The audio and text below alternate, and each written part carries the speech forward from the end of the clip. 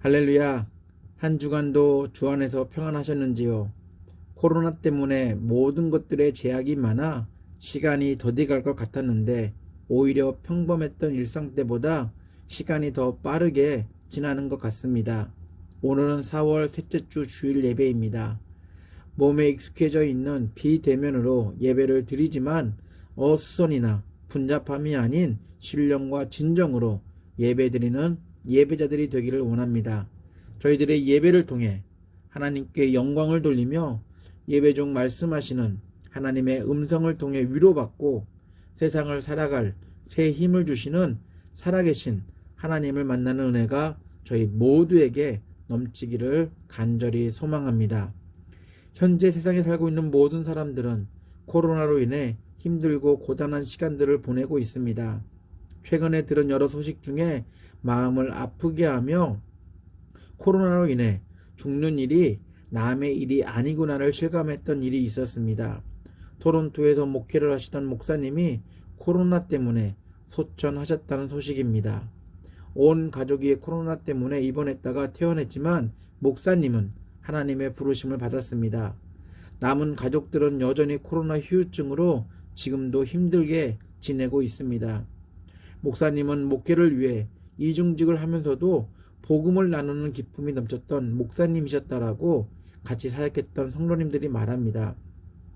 뭐라 위로해야 할지 난감할 정도로 너무나 슬프고 안타까운 소식이었습니다.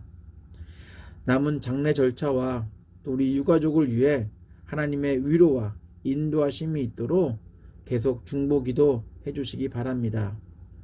건강했던 분이 코로나로 인해 몇 주 만에 죽음을 피할 수 없다는 사실을 어느 누가 짐작이나 했을까요?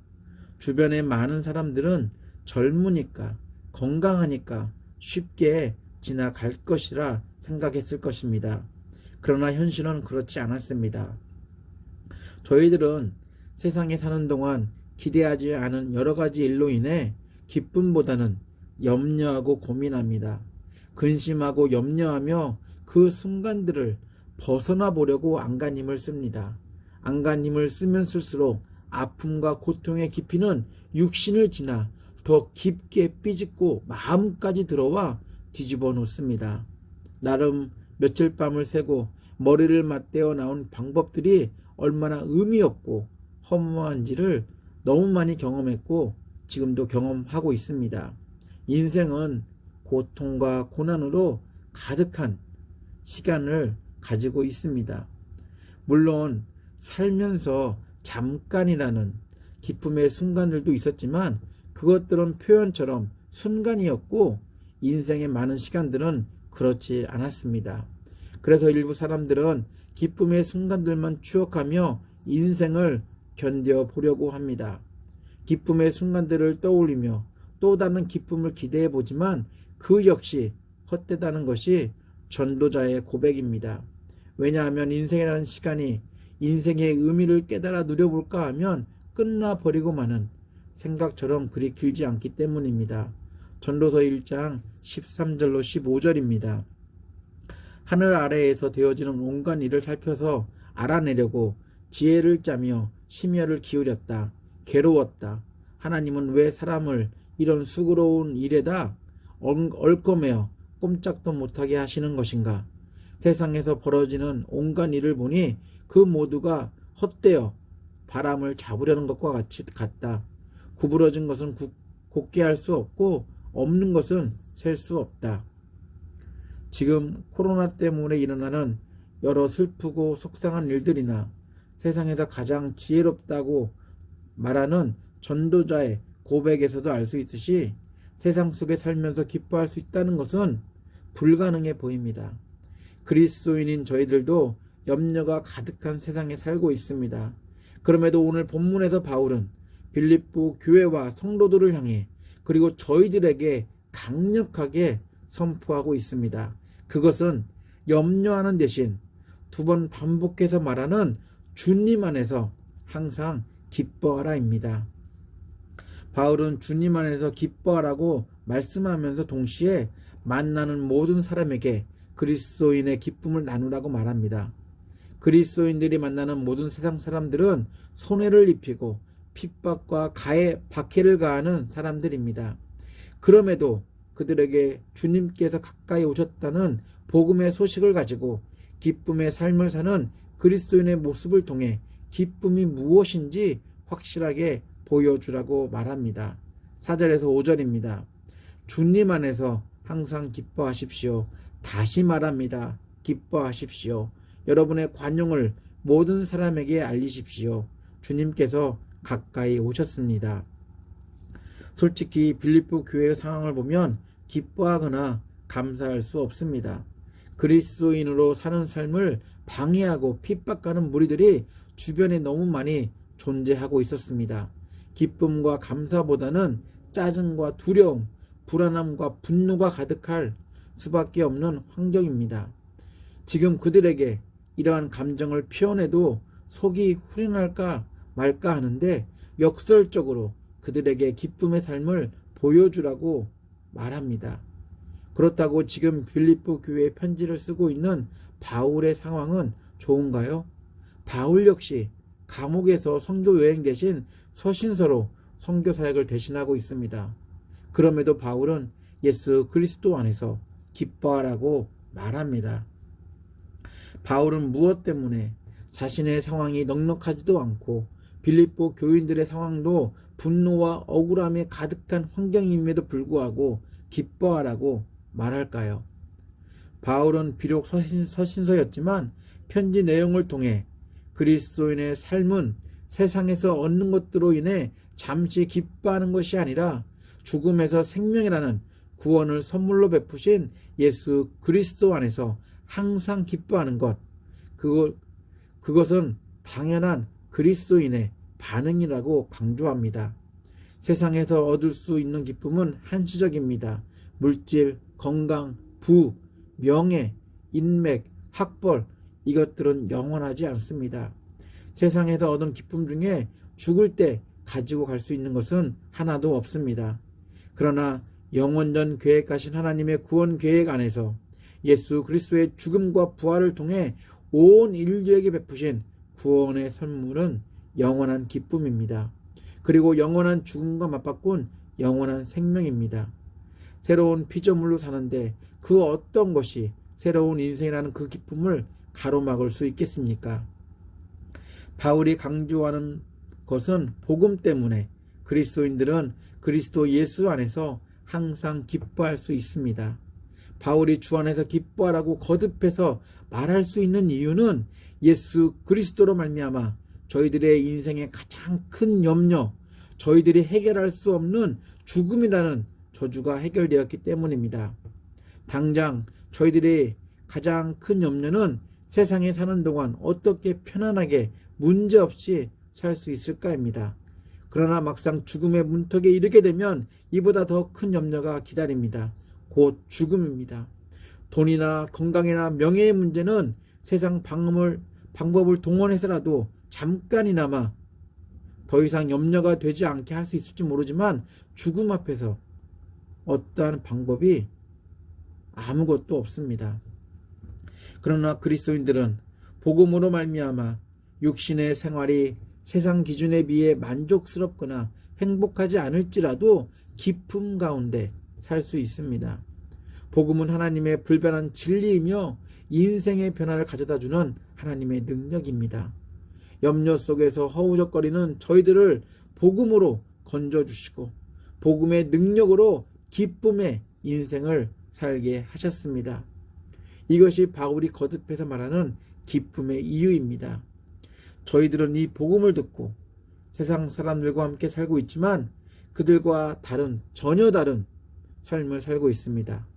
저희들은 기뻐할 수 없는 상황 속에서도 감사할 수 없는 환경 안에서도 기뻐할 수 있고 감사할 수 있습니다. 복음으로 그리스도인이 되는 사람들의 삶은 분명히 다릅니다.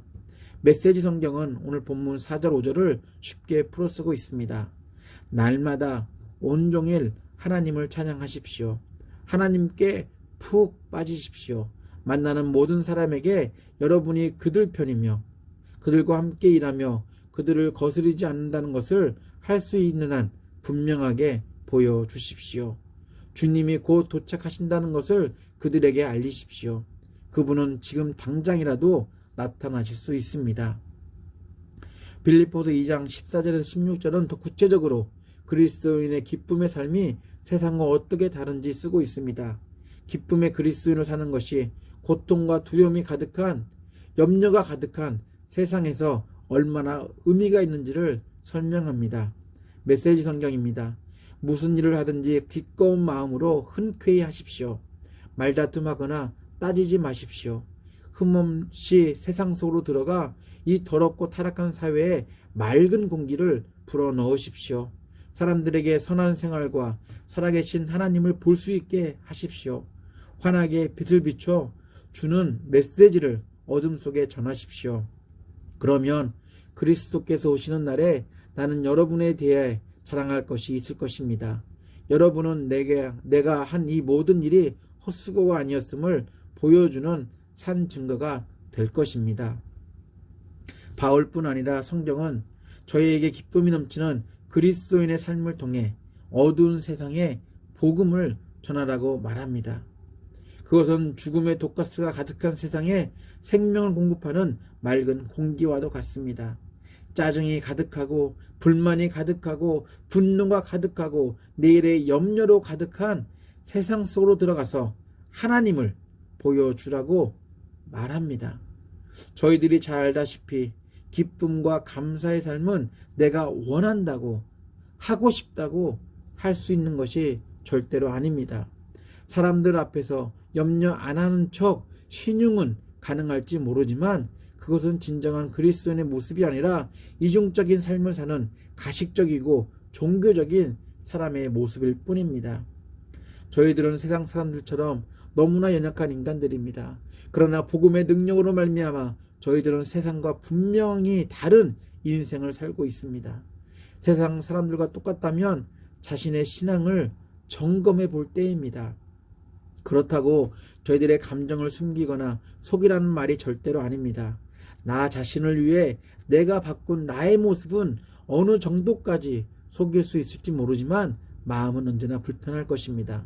그러나 복음의 능력으로 바뀐 그리스도인의 삶은 기쁜 척하는 신용을 하는 게 아니기에 어떠한 상황 속에서도 마음이 언제나 행복합니다.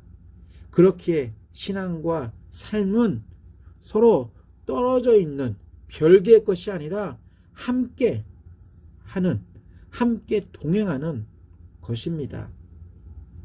세상에 살면서 저희들도 세상 사람들처럼 예수 안에서의 기쁨보다는 돈에 대한 염려, 건강에 대한 염려, 성공에 대한 염려, 자녀들에 대한 염려의 줄을 놓지 못하고 마음을 조아리고 심지어 마음을 빼앗겨 버린 채로 살 때가 자주 있습니다. 약함이 강함이라는 하나님의 비밀을 깨닫지 못한 채 말입니다. 그러나 염려한다고 한들 여러분 염려의 한 부분이라도 해결할 수 없는 너무나 연약한 존재가 저희들 아닌가요? 바울에겐 몸에 약함이 있었습니다. 바울은 자신의 약함도 치유하지 못하는 모습 때문에 사람들에게 기쁨의 복음을 전하는데 방해가 될까 염려했습니다. 그래서 바울은 치유를 위해 기도했지만 하나님은 치유해 주지 않았습니다. 도리어 하나님은 바울의 육신의 약함이 하나님이 더 일하고 있다는 증거를 보여준다고 말씀합니다. 고린도후서 12장 9절로 10절입니다. 그러나 주님께서 내게 이렇게 말씀하셨습니다. 내 은혜가 족하다.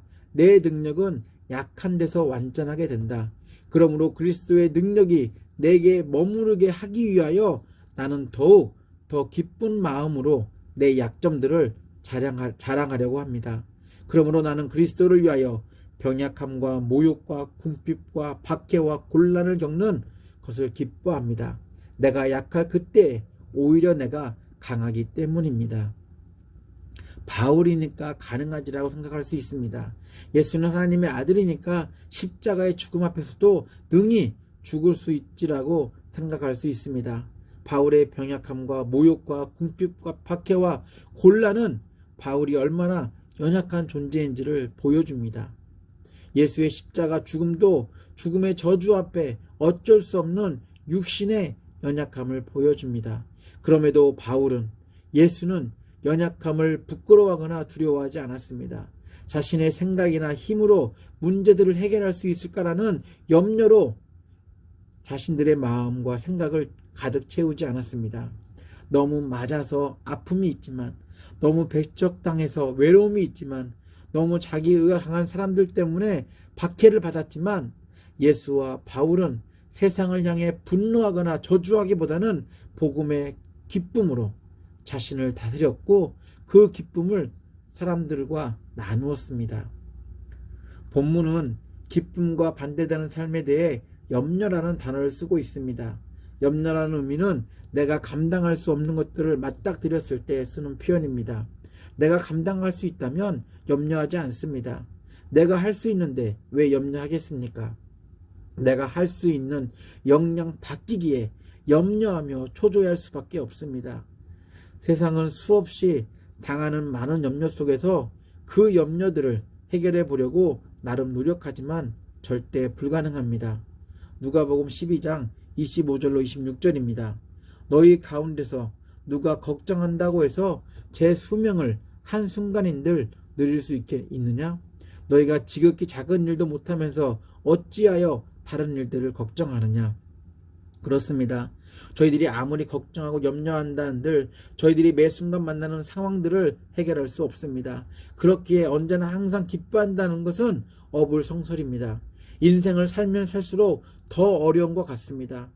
그래서 바울은 항상 기뻐할 수 없는 연약한 그리스도인인 것을 너무 잘 아는 빌립보 교인들과 저희들에게 다음과 같이 말씀합니다.